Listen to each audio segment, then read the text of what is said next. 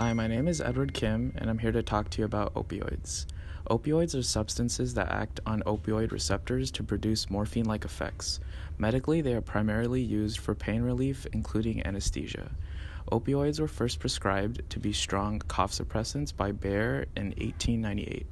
An example is Vicodin, which was used for its cough suppressant properties as well as to stop severe diarrhea. It was good against dull, continuous aches and emotional pain. Opioids include opiates, which are compounds purified from crude opium or opium poppies. Specifically, they are morphine, codeine, and papaverine. Opioid intoxication has 4 stages. One is the rush, which is euphoric and which causes flushing and voice deepening, which occurs within 10 seconds of starting injection, and it does not develop tolerance. The second stage is a high, which is a general feeling of well-being which can last for hours following the rush, which you then develop a tolerance. The third stage is a nod. It's a state of escape from reality, sleepiness to unconsciousness, and detachment. The fourth stage is straight, not experiencing the above subjective effects, but not in withdrawal, and can last up to 8 hours following injection or smoking.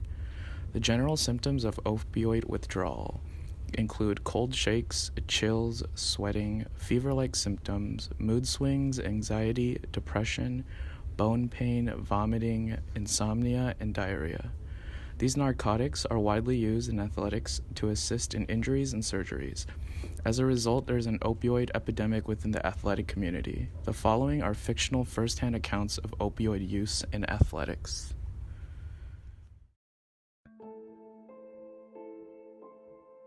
My name is Monique, and I'm addicted to OxyContin. Growing up, I've always loved playing volleyball, and in high school, that's when I got addicted to the drug. During one playoff game, I fell and I hurt my ankle, and it wasn't really injured, but when I went home to try and treat it with Advil, it just didn't cut it. So I went to my mom's room, and in her medicine cabinet, I found OxyContin that she had from a recent surgery, and once I got my hands on those, I was addicted. So I just wanted to share my story to hopefully spread awareness about how addictive and how dangerous the drug really is. Thank you. My name is Jenna Hu, and I'm addicted to painkillers. I grew up in a very athletic family, very happy, normal, healthy. When I was 18, I attended University of Santa Barbara and got a scholarship to play D1 soccer. It only took one bad accident and I ended up having to get ACL surgery. Initially, I took Vicodin normally as they prescribed it, but as time went on, I felt myself feeding for it. Once I was done with the prescription, I started asking the doctors if I could get a refill, and when that was denied, I began seeking it elsewhere. Opioid abuse is nothing to take lightly, and if I could go back in time, I would change it all.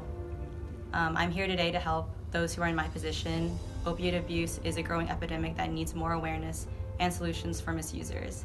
I hope that my story can bring light to the situation and shed knowledge to all. Thank you. Hi, my name is Tony Smith. I'm a former wide receiver for the Seattle Seahawks, 12 years in the league, and I was a Percocet addict. It started in my second year. I had a hip replacement, so I had to go through surgery, and the doctor prescribed me Percocets. And so I don't think people understand in the NFL, there's a saying, you don't make the club in the tub, which pretty much means it's a cutthroat industry. So essentially, I would just pop these Percocets right before every practice, every game, because it gave me a high and a feeling that I could perform at the highest level. And while I did have a 12-year career and I had success, there were consequences. I mean, these consequences came to dependence.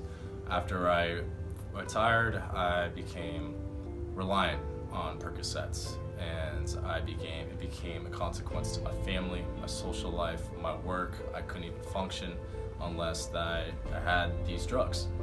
So essentially, on any given day, I would hit on my drug dealer. I would go to meet him at a gas station, and I would spend upwards of $300, $500 for the week just to grab these.